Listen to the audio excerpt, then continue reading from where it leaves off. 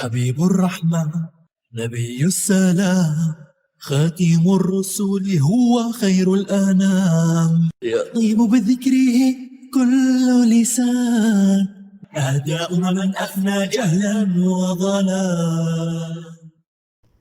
Once upon a time ago, our story began. But before we begin, let's send salam on the final prophet, alayhi salatu wassalam. Sallallahu alayhi wasallam. After the terrible boycott had failed, the evil kuffar began to think of other ways to hurt and annoy the Muslims so that they would leave Islam. Every day, the evil kuffar would think of new ways to hurt and annoy the Muslims so that they would leave Islam. But none of their ways worked. No matter what they did, the kuffar couldn't get people to stop listening to Prophet Muhammad. Every day, more and more people would listen and believe that he was really a prophet sent by Allah. They would become Muslim, and the Prophet would teach them to do good and to leave all that was bad. The kuffar were going crazy. They wanted to hurt Prophet Muhammad and put an end to Islam, but they couldn't hurt Prophet Muhammad with Abu Talib around. Abu Talib was always defending and protecting the Prophet, and he held a high position in Mecca. He was one of the Prophet's greatest supporters. Who else supported the Prophet greatly? Khadija, the Prophet's wife. She had the greatest of manners, and she loved the Prophet and always comforted him and defended him. When the kuffar would try to hurt the Prophet, Khadija would tell him, "Don't be sad." She knew that he was a real prophet from Allah, and Allah would let him be the winner in the end. But after the boycott, Abu Talib and Khadija grew weaker and weaker. Abu Talib had grown very old too. He fell ill and then passed away. A little later, Khadija also grew sicker and sicker. Khadija passed away too. The Prophet used to love her so much. The Prophet was so very sad. But Jibreel came down to him and told him that Allah had built a beautiful home for Khadija in Jannah, more beautiful and more amazing than any home here on this earth. Still, the Prophet had lost the two closest people to him. It was a very hard time for the Prophet. This time came to be known as the year of grief. Meanwhile, the kuffar were very happy. Now that Muhammad is alone and Abu Talib isn't around, we can finally hurt Muhammad and end Islam, they said. They began to be very mean to the Prophet and hurt him in different ways. When things got very bad, the Prophet decided to try and go outside of Mecca and find help. He decided to go to Taif, a city near Mecca. The Prophet ﷺ thought he could teach the people of Taif about Allah and Islam. Maybe, just maybe, they would become Muslim and all the Muslims could live in Taif safely. So Prophet Muhammad walked with a young boy named Zayd bin Haritha to Taif to try and ask for help. Zayd loved the Prophet so much. He was the Prophet's helper and servant. During this time, Taif had 3 main chiefs or leaders. The Prophet went to them and told them that he was a prophet and that they had to worship Allah alone. He told them the idols were made of rocks and couldn't hear or talk or do anything, and that they should leave the idols. But the 3 chiefs turned out to be very, very bad. They refused to listen to Prophet Muhammad or give him a real chance to explain anything. They said that even if he were the Prophet Allah had chosen, they would still not talk to him. So then Prophet Muhammad asked one last thing. He said, "Okay, but please don't tell the kuffar in Mecca I came here." But they said, "No, we will tell them."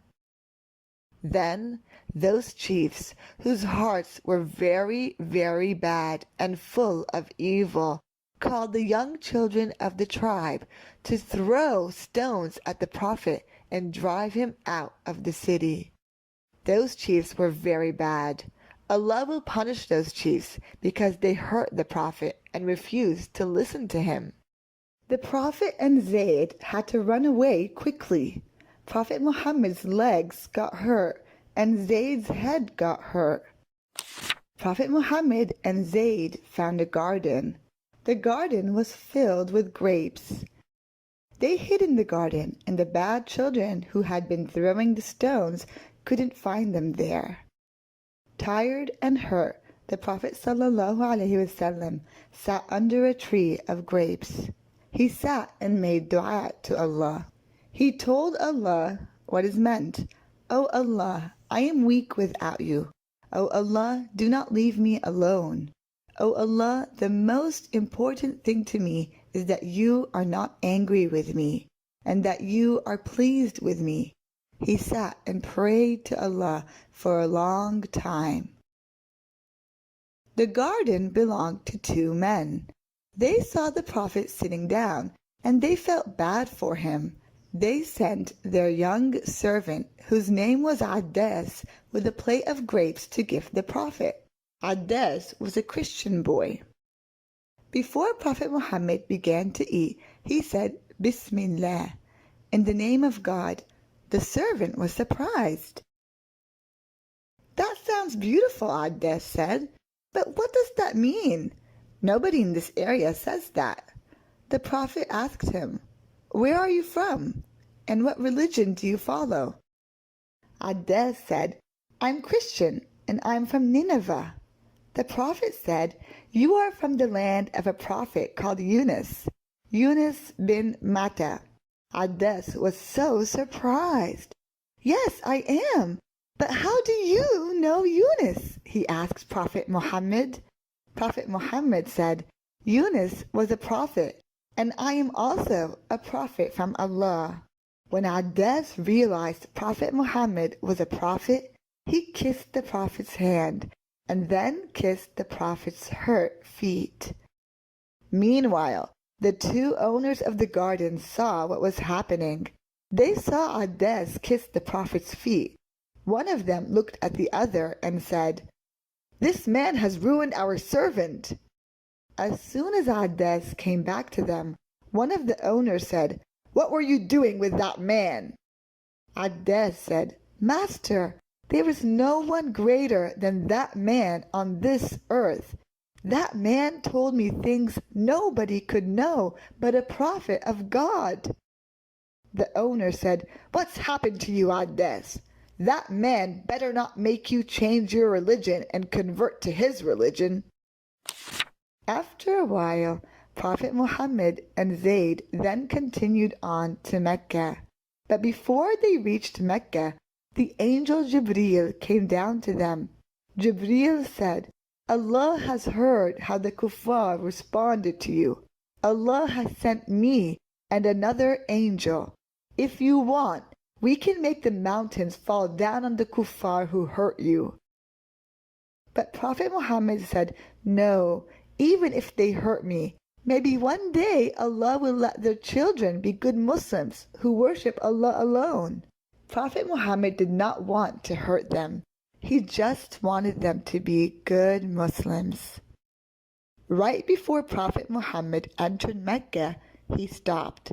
Zayd asked him, "How are we going to enter Mecca again when the kuffar did everything they could to kick us out?" The Prophet said, "What is meant? Zayd, every difficulty that you see right now, Allah will get us out of it. Allah will grant victory to His religion and His Prophet." Prophet Muhammad then stood outside and called for Mu'tam bin Uday. Mu'tim was not a Muslim, but he was not one of the evil kuffar who tried to hurt the Prophet. He asked Mu'tim if Mu'tim would grant him protection. Mu'tim agreed to protect the Prophet and promised he wouldn't let anyone harm him. Mu'tim called all of his children and told them to come out with their weapons so that they could protect the Prophet and nobody would try to hurt him. And so Prophet Muhammad entered Mecca safely. He went to the Kaaba and prayed there safely. Then he went to his home. The kuffar were furious, but they could do nothing about it. Till next time. يطيب بذكره كل لسان أهداء من أفنى جهلا وضلال